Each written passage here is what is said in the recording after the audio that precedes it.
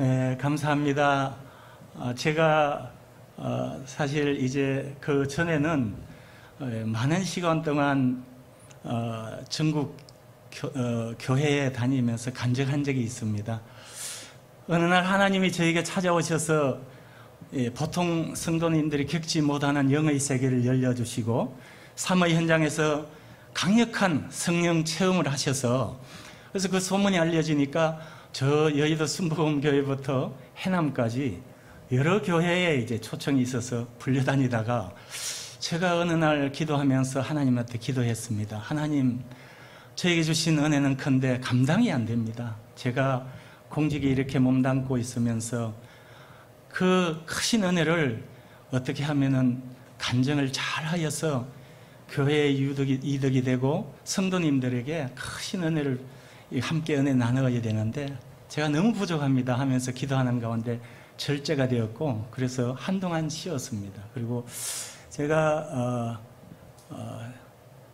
6월 30일부로 원래 소망교도소 이제 퇴직을 했습니다. 소망교도소는 만 65세까지 근무할 수 있는 데입니다. 그래서 이제 퇴직을 하고 제가 그동안에 계속하여 조직이라는 것에 묶여 있다 보니까 자유롭지 못하다 보니까 제가 너무 편하더라고요. 집에 그래서 제일 먼저 이사를 하면서 방음부서를 설치했습니다.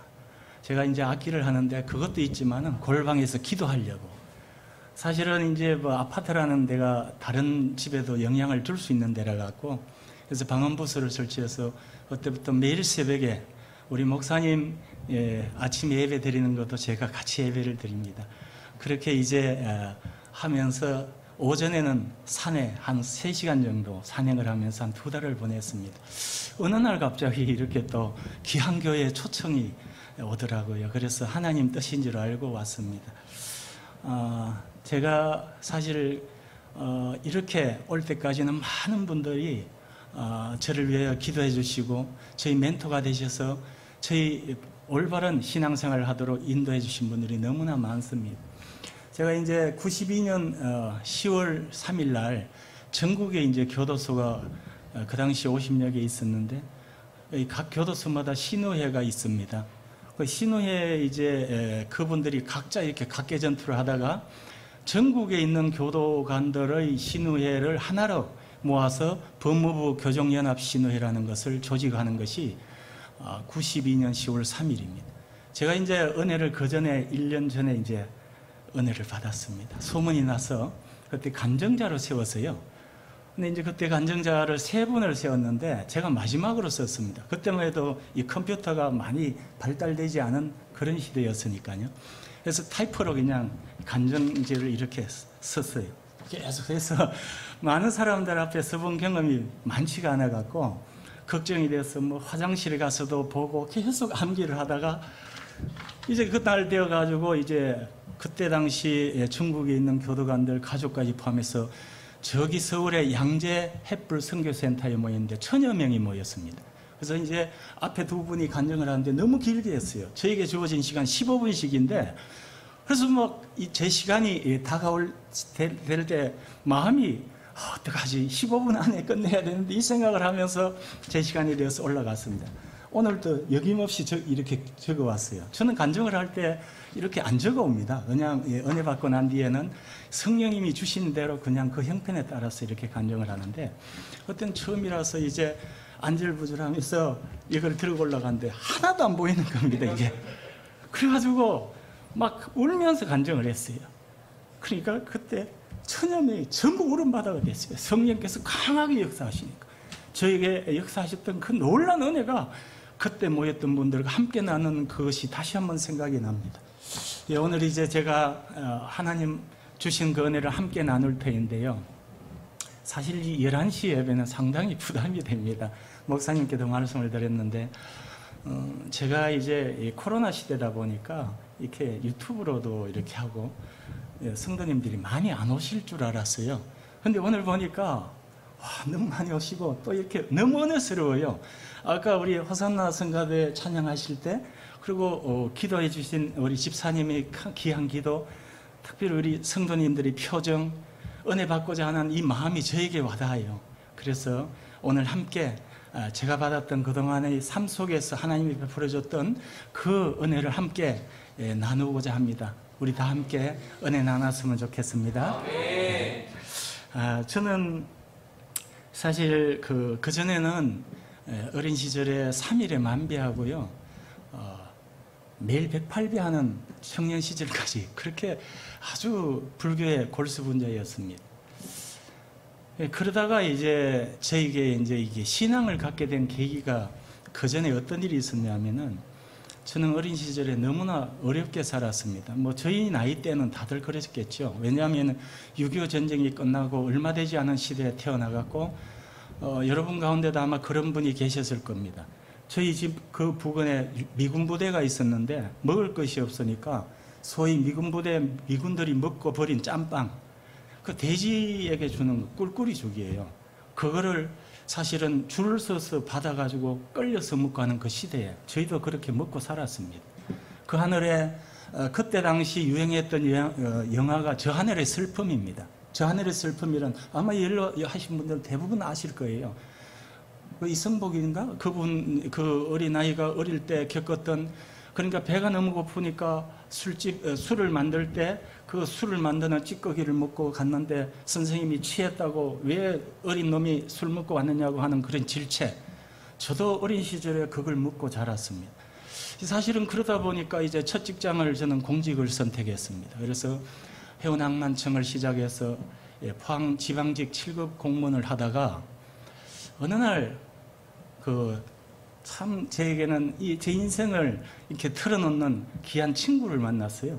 그 친구가 고시 공부를 하는데 저에게 건면을 했습니다. 그래서 제가 31살 되던 해에 저희 아내가 계속 졸랐습니다. 나 더 높은 곳에 가고 싶다. 그만두고 싶다. 아무렇지 않은 직장 생활인데 제가 그때 아내가 견디다 못해서 그렇게 하라고 했습니다. 사직서를 제출하고 제일 먼저 갔는 데가 저기 밀양에 가면 포총사가 있습니다. 표총사. 거기 앞에 방계정이라는 사원이 있어요. 서원.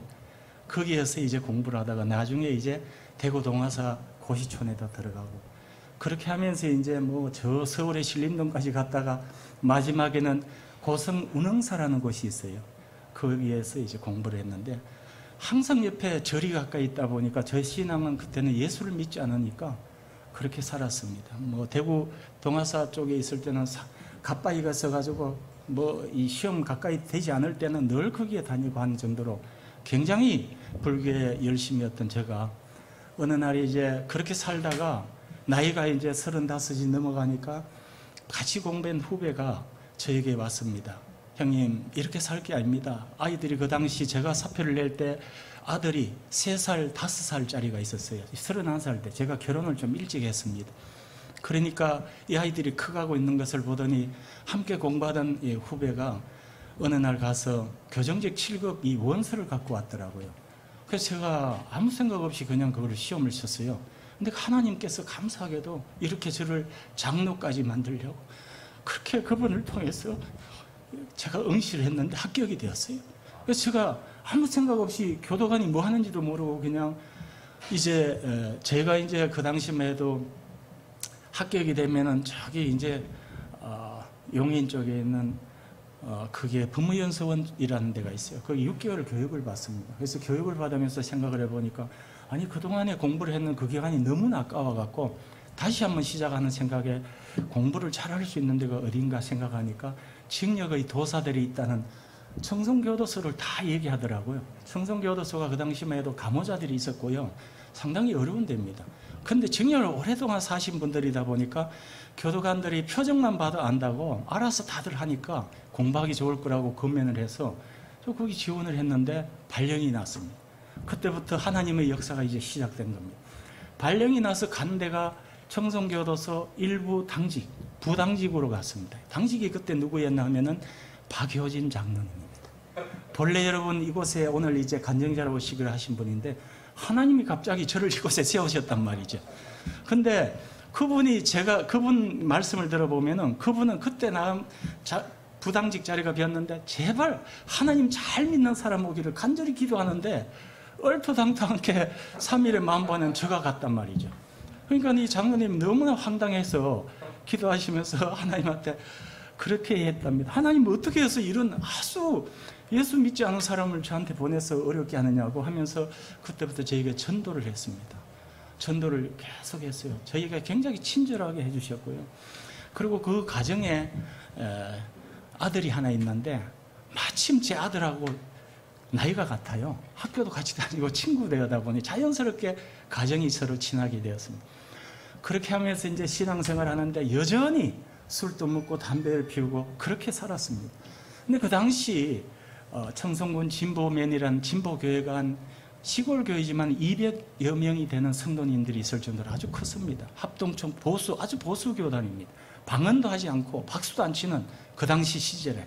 그러는데 이제 어떤 일이 벌어졌냐면은 지금 현재 제가 섬기는 명문교회, 서울 명문교회 담임 목사님이 그곳에서 해성여상이라는 학교에 교사를 하시다가 하나님 강권적으로 영적으로 영안을 열리게 하시면서 진보면이 떠들썩할 수 있도록 여러분 소위 기적이라는 것을 막 나타내 사람을 변화시키고 막 놀란 일이 벌어지니까 감당이 안 되니까 이분이 신대원을 가셨습니다. 그리고 서울에다가 지하방을 얻어서 개척을 하신 거예요. 그리고 한 달에 한 번꼴로 옛날에 같이 믿음 생활했던 분들과 대화하기 위하여 이제 청송에 내려오셨습니다. 저는 이제 아무렇지 않게 그냥 술 먹고 담배 피우고 이렇게 하면서 교회를 다니는데, 그런데 사실은 그때 준비한 것이, 하나님 미리 준비시킨 것이 무엇이냐면은 구역 예배예요. 이제 관사라는 곳에 사는데 그 관사가요 590여 세대가 한 2천여 명이 사는 교도관들만 있는 관사예요. 비상대기소죠. 거기에 이제 뭐 신앙생활을 하다 보면요 어쩔 수 없이 갈 수밖에 없습니다. 왜냐하면 수요일 되면 오늘 예배인데 가야지, 그러고 차가 오면 차 타고 가야지, 아니면은 뭐 본인이 갖고 있는 차를 태워 가든지 이렇게 해서 제가 자연스럽게 교회 생활은 어느 정도 익숙해지면서 또 구역 예배도 남자분들이 구역에 많이 안 나오시니까 하필이면 제가 이제 구역 예배 참석하니까 어느 날 기도를 시키고 이러면서 자연스럽게 제 마음속에 창피를 안 당하려고 성경도 보며 그 다음에 기도 생활을 하게 되었는데, 그래도 뭐 생활의 변화는 없었습니다. 그러다가 어느 날 이제 일이 벌어졌습니다. 저희 현재 목사님이 그 당시 전도사 시절에 이제 내려오셔서 그다이 이제 91년 7월 16일 저녁입니다. 저녁에 모였어요. 모이면 보통 한 20여 분 이래 모일 정도로 상당히 많이 모였습니다. 왜냐하면 그분이 받은 그 영적인 세계가 너무나 신기하니까. 그러니까 성경에 나온 말씀을 전하는데 우리는 성경에 분명히 그런 내용들이 적혀 있는데도 믿지 못하고 그냥 하나의 책으로만 보던 근성근성 믿는 믿음들이 많이 있잖아요. 그러니까 그분이 오셔서 받았던 은혜를 이렇게 말씀하시면은 그게 막 가슴에 확 와닿는 거예요. 하필이면 그날 또 가기 싫은데 억지로 또 끌려가고 이제 이렇게 모였어요. 근데 저녁에 막 몇 시간을 이제 말씀을 전하면서 막 간정, 서울에서 일어나는 사건, 그리고 진보에서 받았던 은혜 막 이렇게 하시는데 제 마음속에 막 뜨거운 마음이 생겼습니다. 하나님, 저 이렇게 믿을게 합니다. 저분이 믿는, 저 전도사님이 믿는 저 하나님 나도 한번 만나고 싶은데 어떻게 하면 되겠습니까? 뭐 마음속에 막 이렇게 열망이 일어나면서 그 시간이 7월 17일 날 새벽 1시 정도까지 갔어요. 그래서 이제 그 당시 제가 뭘 타고 다녔냐면 오토바이를 타고 다녔어요. 그래서 7월 17일 날 새벽 1시, 그때 이제 집에 돌아가지 않고 오늘은 교회를 가서 은혜 받아야 되겠다. 그때 이제 이 청송군 진보 교회가 어떤 일이 있냐면은 우리 그 목사님이 은혜를 받고 서울로 이제 올라가신 이후에 그 교회가 성령 받기 위해서 매일 저녁마다 꺼지지 않는 등불이라는 모임을 결성해갖고 돌아가면서 기도했어요. 매일 저녁마다. 그때 기도의 뜨거운 열기가 있는 가운데 제가 그곳에 이제 발령이 나서 그까지 온 겁니다. 그러니까 여러분 중보기도나 이 기도가 그냥 떨어지는 게 아니에요. 그래서 이제 제가 그날 저녁에 같이 은혜 받고자 하는 박집사라는 분, 제 동료인데 제 밑에 이제 계급이지만은 동료고 같은 교회 다니는 분입니다. 같이 갔죠. 마침 그때 이제 진보교회가 1층, 2층이 있는데 1층이 성교원인데 아이들을 앉는 의자가 조그만해요. 그 조그만 의자에 이렇게 찬송가를 딱 펴고 10곡을 이제 부르기 시작했습니다. 막 부르면서 뜨겁게 막 부르다가 이제 기도합시다 하고 둘이서 무릎을 꿇고 이제 주여 하는데 갑자기 혀가 아바바바바 하면서 말려대면서 소위 말하는 방언이 터지는 거예요. 처음 시작을 하는데 그러다가 가만히 있으니까 나중에는 방언이 유창하게 막 큰 소리로 막 나오는데 그날 저녁에 동네가 좀 떠들썩했는 것 같아요. 어찌됐든 막 그렇게 하다가 갑자기 무릎을 꿇고 상체가 앞으로 기울어져 있는데 어떤 강한 힘이 밀려서 팍 뒤로 넘어졌어요. 같이 기도하던 우리 집사님이 놀래갖고 처음에 보더니만은 제가 다시 일어나고 또 기도했습니다. 그게 3번이나 됐어요. 그래서 제가 우리 집사님에게 집사님 이런 소리 안 들리냐고 어떤 힘이 강하게 막 소리 나면서 나 치는데 전혀 자기는 안 들린다 그래요. 이상하다는 뜻이. 그러고 난 뒤에 5시까지 이제 그게 계속 되는데 그 중간에 좀 문제가 발생했습니다. 방음 장치가 안 되니까 시골 동네가 시끄러운 거예요. 제발 좀 그만하라고. 그래서 조용조용 하다가 이제 새벽 예배를 마치고 집으로 돌아가는데 거기서 이제 관사까지가 한 30분 넘게 걸어가야 됩니다. 그때 참 냄새가 이상한 냄새가 나는 거예요. 지금까지 겪지 못했던 냄새가 나기 시작했습니다. 그런데 그 냄새가 말이죠. 아주 고약한 썩는 듯. 그것이 이 교도소가 가까워질수록 더 그러는데 또 한편으로는 너무나 향기로운 냄새가 제가 맡게 된 겁니다. 그래서 나중에 성경을 보다 보니까 이런 말씀이 있더라고요. 이 사람에게는 사망으로 쫓아 사망에 이르는 냄새요. 저 사람에게는 생명으로 쫓아 생명에 이르는 냄새라. 누가 이것을 감당하리요. 여러분, 우리가 예수를 믿지만요, 우리는 안 보이고 못 느낍니다. 그러나 분명한 것은 예수 냄새가 나게 되어 있습니다. 여러분, 성경에서 분명히 말씀하고 있습니다. 우리가 예수를 믿고 예수님을 구주로 믿는 순간 우리는 하나님의 나라 백성이기 때문에 구별된 사람입니다. 그러므로 우리가 원하든 원하지 않든 우리는 하나님의 말씀대로 살아가야 된다는 것이죠. 제가 이제 집에 돌아와서 그때부터 이제 일주일간 휴가를 냈습니다. 휴가를 내고 막 기도하면서 막 성경을 그때부터 보기 시작했습니다. 그런데 이제 그때 어떤 일이 벌어졌냐면요. 그동안에 제가 교회를 다니면서 불경이라든가 불상 이런 거 뭐 성화 불화라든가 이런 거를 그냥 놔뒀어요. 그리고 제가 그 당시 유행했던 단학을 깊이 했습니다. 단학을 여러분 아시는가 모르겠는데 참 무서운 겁니다. 단학을 제가 굉장히 깊이 했어요. 그런 책들이 있는 거를 다 불태웠습니다. 다 버리고 정리를 다 했는데 문제는 제 아내에게서 일어났습니다. 갑자기 너무나 변한 저를 모습을 보더만 겁이 나는 거예요. 정신이 이상해지는 것 같기도 하고. 왜냐하니까 막 보이기 시작하니까요. 영의 상태가 열려버리니까. 저녁에 잠 안 자고 막 기도한다고 하죠. 잠이 안 와요. 막 기도한다 하죠. 막 중얼중얼 하죠. 그래서 아내가 아이를 데리고 그냥 친정집으로 가버렸습니다. 그러고 난 뒤에 이제 제가 막 눈물로 기도했습니다. 하나님, 왜 이런 일이 벌어집니까?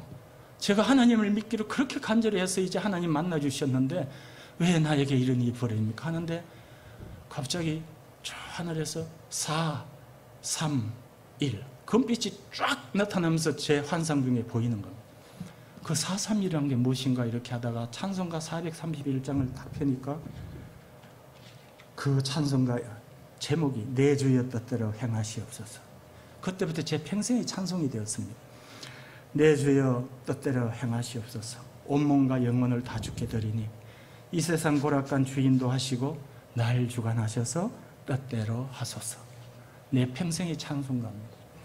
이제 그러고 난 뒤에 이제 그때부터 이제 교회를 이제 나갔는데 그 다음 날 주일에 교회에서도 이제 하나님이 놀라운 광경을 보내주셨습니다. 교회 보통 이제 여기는 참별이 없는데 저희 교회 그 당시 이제 종이 땅이죠. 지금부터 목사님이요 11시 예배입니다.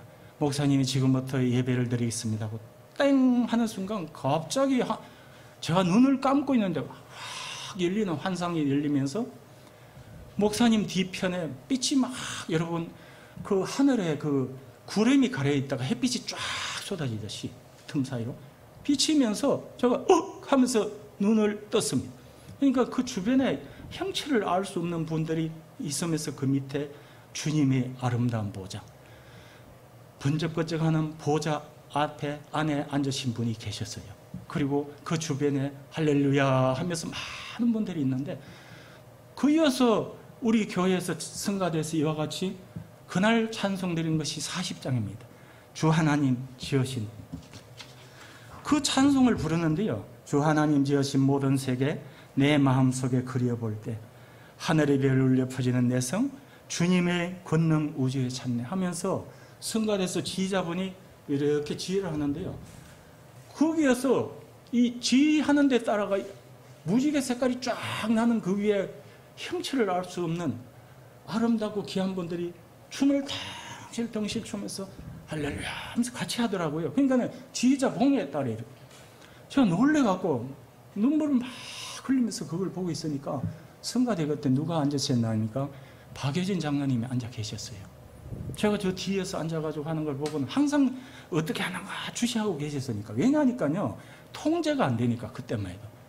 그러니까 제가 마치자마자 바로 왔어요. 저한테 뭘 받느냐고 물었습니다. 그래서 제가 그걸 말씀했죠. 너무 놀라운 광경을 봤습니다 하면서 그 내용을 쫙 설명을 하니까 깜짝 놀라시면서 이게 소문이 퍼져갖고요, 그 성도님들이 그걸 듣고는 그때부터는요 예배를 그렇게 소중하게 여겼습니다.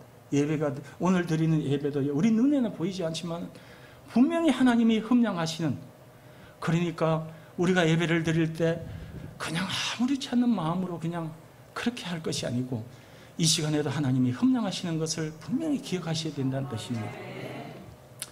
그리고 난 뒤에 하나님께서는 저에게 또 놀라운 일을 보여주신 분이 또 있습니다. 제가 이제 일주일 후에 이제 교도소 이제 근무를 하기 시작했습니다. 이제 교도소 근무를 하는데 옛날에 어떤 그런 데보다도 이제 뭐 영이 확 틀어지고 보는 시각이 달라지니까 이제 다르게 믿음 생활을 열심히 하려고 기도하는 가운데 어느 날 갑자기 이제 일이 벌어졌습니다. 그때만 해도 이제 청송교도소에는요, 이 광구라는 게 있습니다. 이게 섹터를 나눠놨는데 한쪽은 일반 수용자가 있고요, 한쪽은 특정 강력범이라 해갖고 아주 좀 그 고약한 죄를 저지른 그런 분들을 이제 거기 수용했습니다. 그때만 해도 이제 고인이 된 김태촌이라든가 뭐 이런 분들이 거기 다 있었거든요. 근데 이제 그 특정 강력범에 기후를 잡기 위해서 엄격하게 하다 보니까 자살 사고가 계속 나는 겁니다. 그러니까 그 당시 이제 소장이신 분이 법사였거든요. 굉장히 불교에 심취하신 분이니까 이걸 막기 위해 가지고 자기가 하자는 가장 최고의 방책은 고사다. 그래서 고사를 지내기로 한 겁니다. 그래서 그 평소에 고사를 지내겠다고 몇 번 얘기하는 거를 박효진 장로님이 절대 그건 안 됩니다. 고사는 절대 안 됩니다. 가다 보니까 영적으로 굉장히 밀리잖아요. 그러니까 박효진 장로님을 어느 날 출장을 보냈어요. 출장을 보내고 전 그것도 모르고 이제 그 당시 이제 야근을 했으니까요. 야근하고 퇴근을 하는데 보안과라고 있습니다. 교도소는 들어가면요 외부 정문이 있고 그다음 정문이 들어가면 그때부터 이제 진짜 수용자들이 이제 수용 시설이 있는데 그 전에 뭐가 있냐면 사무실이 있어요. 보안과 사무실이 있는데 굉장히 넓은 사무실입니다. 보안과 앞에 사무실. 거기에 전 직원을 모아놓고 앞에 이 제사상 같이 차려놓고 돼지머리 놔두고 막 그러고 고사를 지내려고 있는 상황을 제가 나가다가 봤어요. 그 순간에 제 마음속에 저 깊은 곳에서 성령님께서 탄식하는 소리가 들렸어요. 막 그 소리를 듣고 막 제 마음에 그 울림을 듣고 저도 모르는 사이에 바로 앞에 있는 정문으로 뛰어들어가고 문을 잠갔습니다. 그리고 그 정문에 누가 근무를 했냐면은 제가 얼마 전에 은혜를 받을 때 함께 은혜를 받았던 그 집사님이 거기 근무를 하고 있었어요. 양해를 구하고 문을 잠그고 내가 그때부터 기도하기 시작했습니다. 내가 예수 그리스도 이름으로 명하노니 악한 사단 마귀야 물러가라! 그러면서 막 마귀들과 싸울지 하면서 막 찬송을 막 부르기 시작했습니다.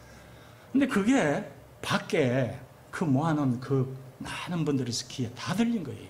저는 그것도 모르고 안에서 막 계속 찬송 부르고 방문으로 막 기도하고 막 그랬는데 나중에 보니까 그 고사가 엉망이 돼버렸어요. 그래서 제가 이제 그 다음날 출근을 하니까 직원들이 전부 저를 이상한 눈으로 바라보니 그리고 그 다음 주 한 주 지나고 난데 발령이 나버렸습니다. 근무지가 변경이 됐어요. 이 소장님이 저를 고약하게 보고 담안에서 밖으로 쫓아낸 겁니다. 그래서 그때 아파트 관리소장이라는 직위를 주면서 그걸 내쫓은 겁니다. 처음에는 뭐 굉장히 마음이 아팠습니다. 수용자들에게 복음도 전하고 그렇게 해야 되는데 내가 왜 이런 일을 겪고 있나 이러면서 이제 하나님께 간절히 기도했습니다. 기도하는 가운데 그 당시 이제 진보교회가 뜨겁게 막 기도하고 이런 상황에서 어느 날 그 대구에 계시는 어떤 권사님이 돈을 2천만 원을 헌금하면서 진보교회에서 교회를 개척해 주면 좋겠다고 보내온 겁니다. 그래서 이제 당회에서 결의를 한 겁니다. 근데 그때 요원이라는 곳이 있었어요. 청송 진보에서 한 12열이 떨어져 있는데 아주 가기가 도로가 불편한 그런 곳입니다. 거기에 이제 요원이라는 곳에 교회를 이제 세우려고 마음먹었는데 그 당시 그 요원의 이장님 되신 분이 땅을 좀 내놓으셔갖고 건축을 시작하게 된 겁니다.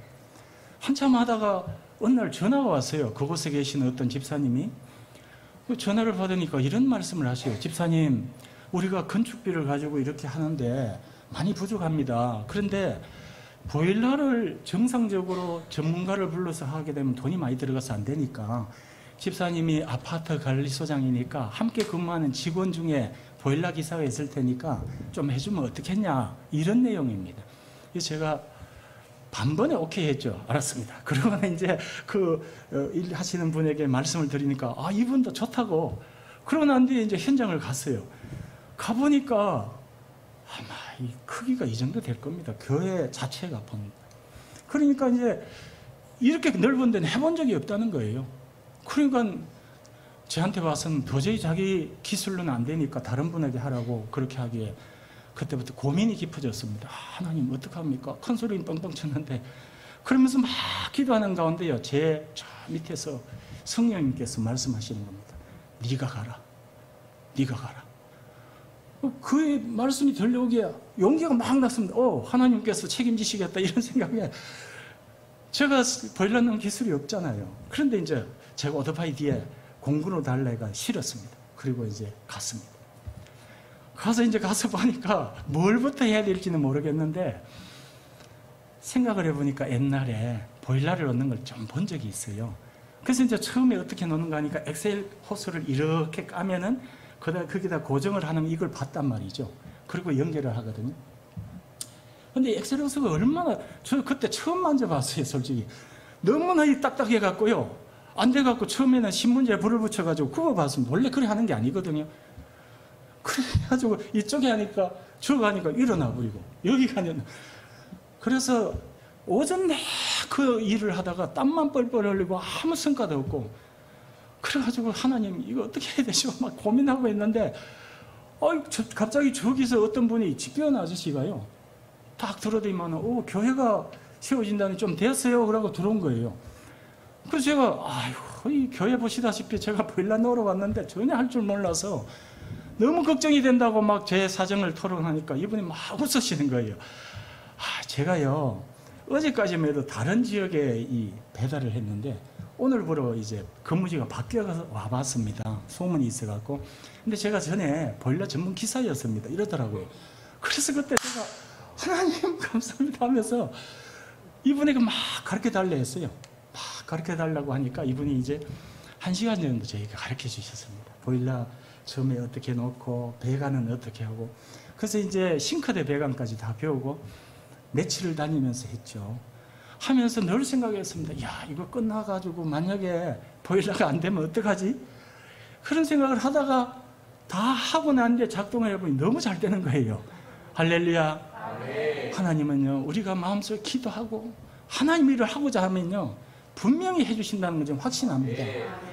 그래서 이제 그렇게 생활을 하다가 어느 날 이제 4년이 지나가지고요. 제가 발령이 나게 되었습니다. 원래는 청송에 계속 하고 있고 싶었는데 어쩔 수 없이 이제 조직의 체계에서 이제 제가 부산구치소를 발령 나게 되었습니다. 제가 이제 부산구치소로 이제 가게 되었는데 그 당시만 해도 부산구치소는 상당히 많은 사람들이 지금도 그렇지만 수용되어 있을 뿐 아니고요. 상당히 이제 시설이 노후가 되어 있어요, 거기가. 근데 이제 각 교정시설마다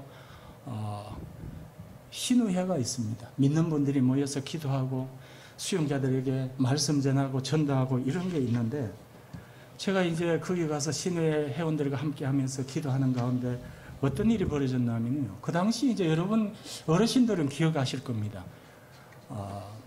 페스카마오라고 선상난동 사건, 조선족 6명이 난동을 벌여가지고 선상에서 이렇게 사람을 살인한 사건이에요. 엄청난 사건입니다, 그게. 그래서 이제 제가 거기 가자마자 이제 그런 사건들이 있어가지고 그분 중에 이제 다른 뭐 6분이 들었는데 주검으로 되어 있는 전모 씨라는 분에게 계속 상담하고 기도하고 예수를 전하게 되었습니다.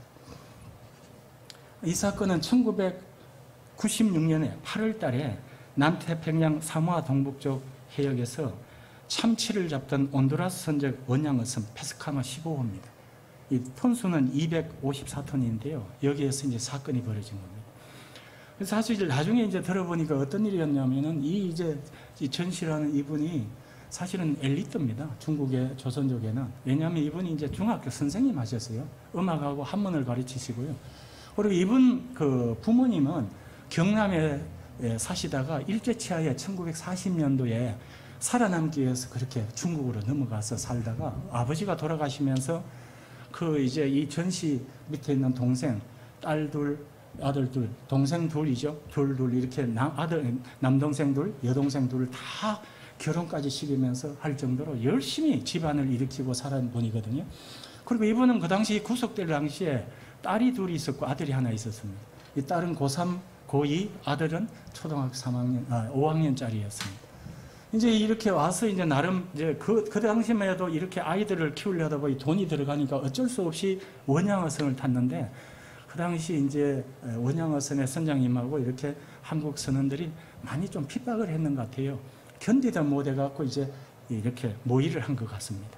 그런데 이분이 이제 굉장히 이제 많이 배웠고 학교 선생까지 하다 보니까 다른 분들은 뭐 글자도 잘 모르는 그런 일반 막이라는 분들이니까 주범으로 몰려갖고 처음에 이제 전부 사형을 받았다가 나중에 이제 지금 현재 대통령이신 문재인 대통령이 그 당시 변호사로 문재인 변호사가 변호를 해갖고 나중에 나머지 5명은 무기로 감형되고 이분만 이제 주범으로 몰려갖고 사형 그대로 받다가 2007년도에 감형이 되어서 무기징역으로 현재 국내 교도소에 수용되어 있습니다.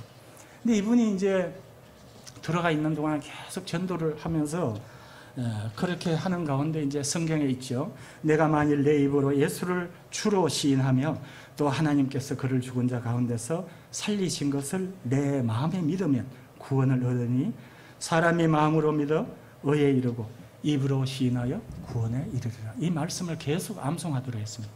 그러고 난 뒤에 어느 날 이분이 신앙 고백이 담긴 편지를 저에게 보냈습니다. 거기 보니까 이렇게 되어 있습니다. 오늘 나는 진심으로 내 마음의 문을 열고 예수님을 나의 구주, 나의 하나님으로 영접합니다. 기독교를 알게 된 후 나의 마음도 안정이 되었고 유익한 시간을 보내게 되었습니다. 그러고 난 뒤에 마지막에 이렇게 적어 있습니다. 요즘 나는 또 불안에 쌓여 있습니다. 나는 12살 난 아들의 편지를 받았습니다. 편지에는 나는 아버지가 그립습니다. 어머님은 아버지의 편지를 받아본 후 매일 웁니다. 또 아버지의 사진을 들여다보며 계속 울고 있습니다. 어머니는 아파 누웠습니다. 어떤 때는 내가 밥을 해먹고 학교에 다닙니다. 어머니는 아버지가 보고 싶어 그런 것 같아요. 아버지, 돈도 싫어요. 빨리 돌아와요.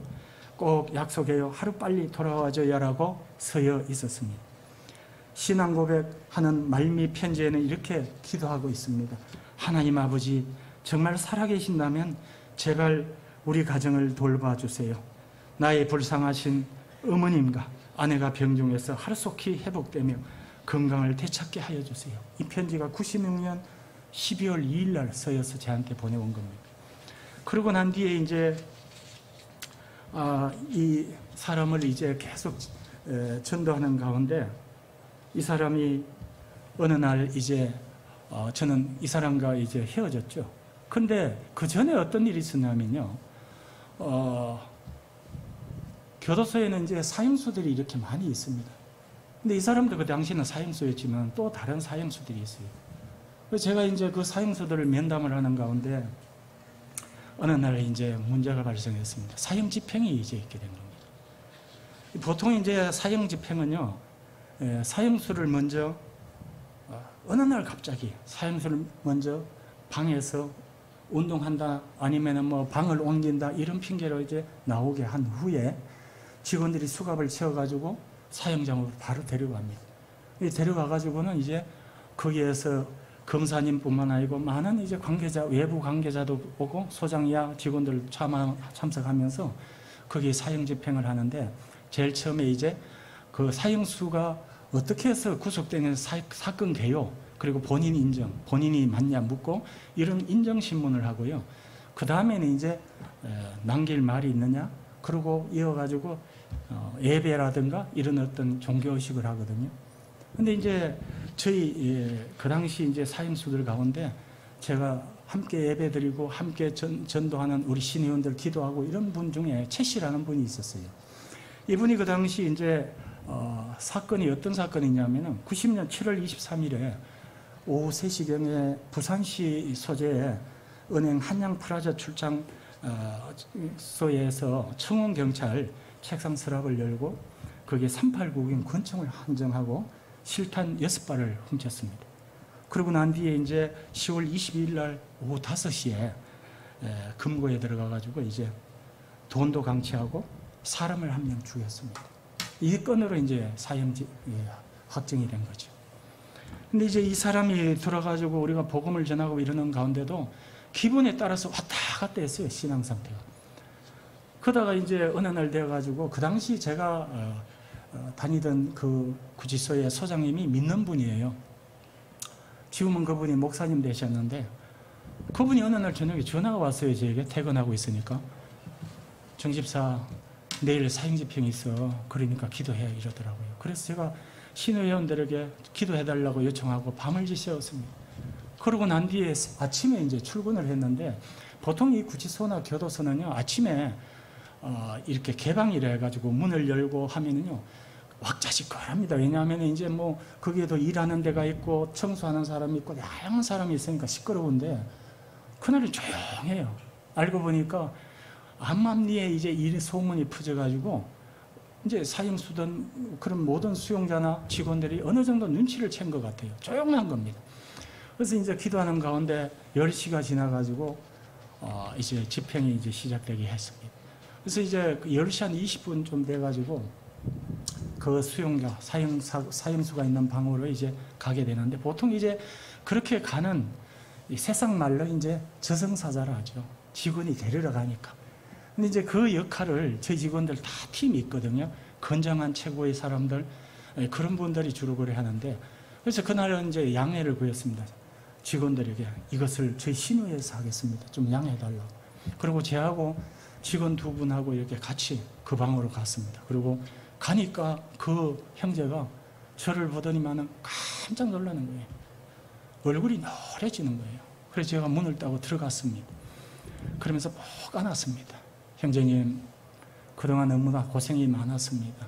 우리가 예수 그리스도 안에서 믿음으로 살아왔는데 오늘 이제 하나님의 나라에 간 그날입니다. 오늘도 담대하게 우리 하나님 나라에 갈 수 있었으면 좋겠습니다. 그러면서 기도했습니다. 하나님, 사랑하는 형제의 담대한 믿음을 주옵소서. 간절히 기도했습니다. 그 방 안에는 그 사람만 있는 게 아니고 다른 사람들도 같이 있어요. 그러면서 이제 수갑을 채우고 나왔습니다. 처음에 노랗던 얼굴이 많이 편안해졌어요. 그리고 이제 사형 집행하는 장소가 다 다른데요. 저는 부산에서 2번 집행에 참여했고 그 다음에 서울에서 한 번 했는데 서울구치소에서는 97년 12월 30일 날 23명을 할 때 그때 전국에 23명 할 때 4명을 그때 집행할 때 제가 참여했습니다. 그러고 난 뒤에 지금까지는 사형 집행을 하지 않습니다. 전국에 사형수들이 수십 명이 이제 수용시설에 아직도 있습니다.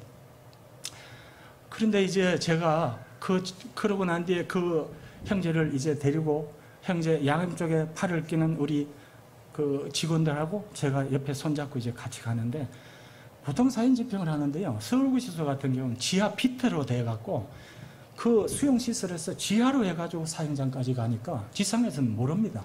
근데 부산구치소는 피트가 없어서 지상으로 쫙 가게 돼 있어요. 그래서 그 방에서 나와서 가는데 혹시나 일어날 돌발 사태를 대비해 갖고 2, 3m 간격으로 직원들이 쫙 서 있습니다. 돌발 사태 대비해서. 그런 가운데 중앙에 제 신우회원들 둘이하고 저하고 사형수를 같이 걸어가는 겁니다. 가면서 제가 그 형제에게 이야기했습니다. 형제님, 할렐루야 제가 하면은 아멘 하세요. 그러니까 처음에 기어가는 음성으로 아멘, 아멘 이렇게 하기에 하나님 어떡합니까 하는 가운데 제 마음속에 성령님께서 강하게 울리는 겁니다. 너 이렇게 저 형제를 보낼 거냐? 저 형제가 그동안 예수 그리스도 안에서 살은 형제인데 담대한 믿음으로 갈 수 있도록 해야 될 거 아니냐? 이런 질책이 팍 올라오기에 저희가 이제 사형제 평화를 이렇게 하게 되면 마지막에요. 사형장 들어가기 전에 포송으로 이렇게 묶습니다. 방 안에서 묶기가 좀 그러니까 수갑만 채우고 나와가지고 마지막에 이제 묶고 들어갑니다. 근데 그 사무실에 들어갈 때 제가 직원들에게 양해를 구했습니다. 이렇게 보낼 수가 없습니다. 시간을 좀 주세요. 그러고 난 뒤에 이제 신우회원들 다 오라 했어요. 그러고 난 뒤에 형제를 중앙에 세우고는 다 둘러싸서 막 기도했습니다. 어떤 사람은 손을 붙들고 부둥켜 안고 하나님 사랑하는 형제에게 용기를 주시고 믿음을 주옵소서. 이제 아버지 하나님 나라에 가는 시간인데 더욱 담대하게 하나님 사랑하는 형제에게 믿음을 주옵소서 하고 막 기도했는데 처음에 그렇게 이제 아주 힘들어하던 형제가 기도가 난 뒤에 표정이 확 달라지기 시작했어요. 성령님께서 그 마음을 움직인 겁니다. 믿음을 주신 거예요. 그래서 나와가지고 제가 또 얘기했습니다. 할렐루야 하면은 아멘 하세요. 하니까 거기서 얼마 떨어져 있는 사형장까지 가는 동안에 할렐루야 하니까 아멘! 아멘! 아멘! 좌우로는요 직원들이 쫙 서 있었어요. 그리고 이제 사형장에 들어갔어요. 사형장 구조는 어떻게 되어 있냐면요. 이렇게 이제 앞에 강대상 같이 이런 단상이 있고 여기에 이제 집행하는 소장님 그리고 관계기관의 뭐 검사 이런 분들 우리 옆에 이제 직원들이 있고요. 그 앞에 널빤지가 이렇게 있는데 바닥으로 떨어질 수 있는 널빤지입니다. 가로 세로 1m고요. 거기에 고리가 딱 걸려갖고 저 천정 너머로 5개의 줄이 갑니다. 그러면 그 천정 너머 5명의 직원이 그 죄책감을 없애기 위해서 그 중에 누군가 한 사람이 손에 걸려서 떨어지게 돼 있는 거예요. 그렇게 시작하는 겁니다. 그런데 이제 거기에 이제 이 형제가 들어가지고 이제 거기 앉혔습니다. 소장님이 이제 인정신문을 했습니다. 몇 번 누구 맞느냐? 예. 몇 번 누구는 어떤 상황에 어떤 사건이 있었죠? 맞습니다. 그러고 난 뒤에 예배를 드릴 거자? 예배 드리겠습니다. 그러고 난 뒤에 이제 예배를 드리기 시작했습니다. 그때 이제 찬송가가요. 인애하신 구세주여 내가 비오니 죄인 오라 하실 때에 날 부르소서. 주여 주여 내가 비오니 죄인 오라 하실 때에 날 부르소서. 인애하신 구세주여 막 찬송가 막 부르면서요. 신우회원들이 와서 함께 예배를 드리고 난 뒤에 이제 마지막으로 할 얘기가 있냐고 물었습니다. 그러니까 이런 얘기를 했습니다. 그동안 죄 많은 저를 위하여 애쓰신 모든 분들에게 너무나 감사드립니다. 제가 너무나 큰 죄를 저질러서 저로 인하여 피해를 입은 피해자분과 그 가족들에게 계속해서 수감 생활 내내 기도를 했습니다. 용서의 기도를 했습니다. 제가 이제 큰 죄를 지은 이런 저를 불쌍히 여기서 우리 신우회원들이 저를 사랑해 주시고 특별히 하나님을 알게 해주셔서 너무나 감사합니다. 오늘 저는 이제 이 땅을 떠나면서 저희 두 눈을 내어놓겠습니다. 감사합니다. 그러고 이제 말을 맺었어요.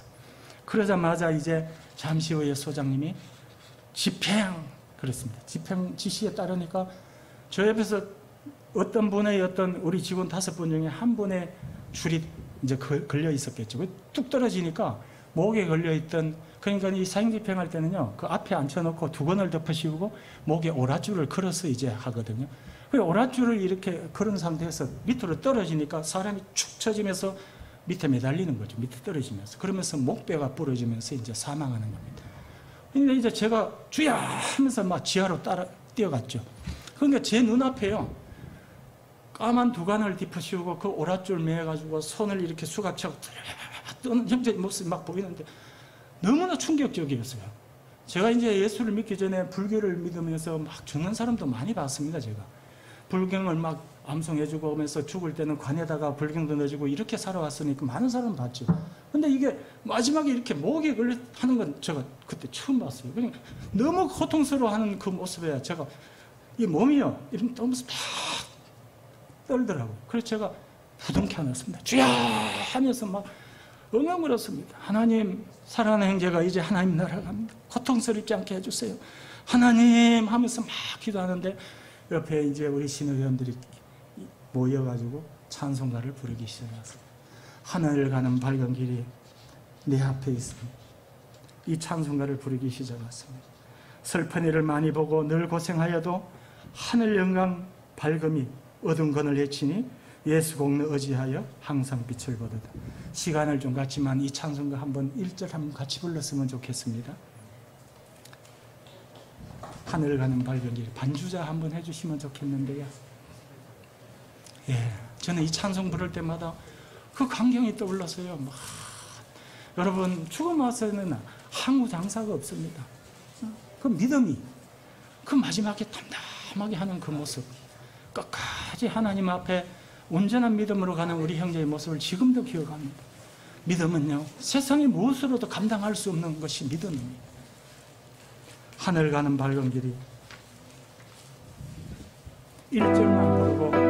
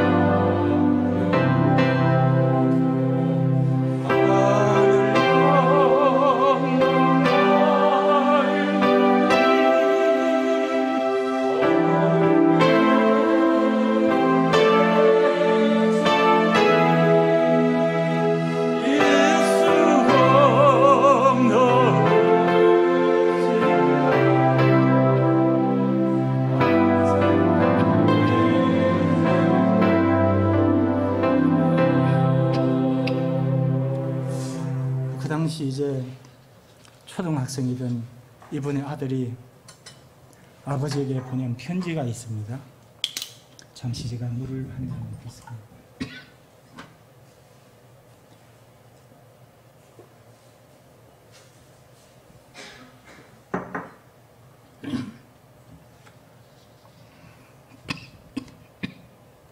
아버지께 그동안 몸은 건강하시겠지요?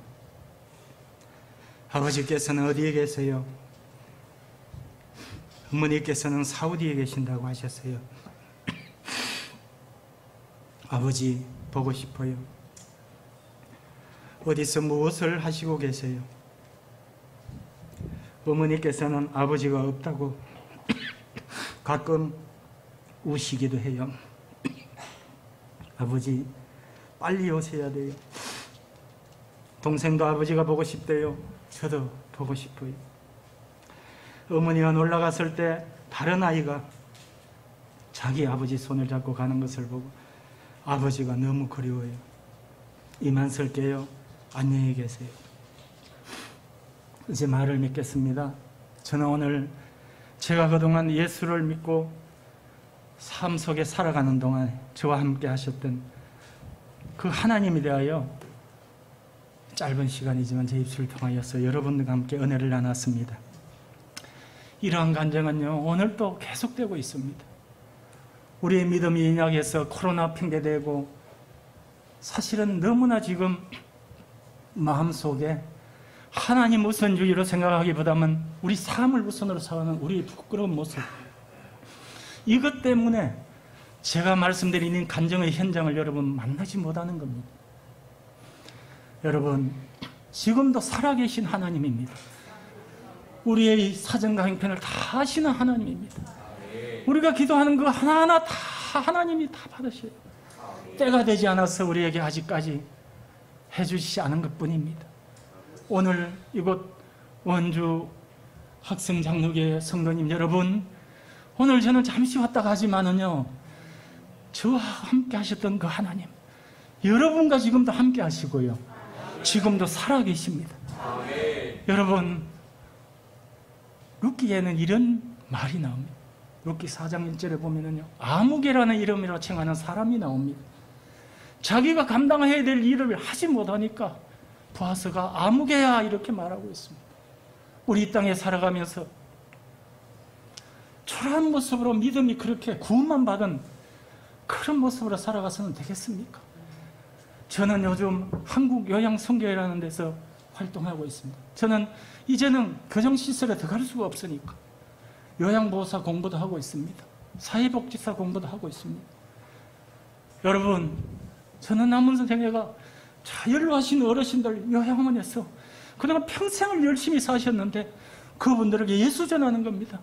그분들이 이제 예수 믿고 천국을 바라보며 노후가 더욱더 평안해지기를 바라는 의미에서도 살아가고 있습니다. 여러분 각각 삶의 현장에 있을 겁니다.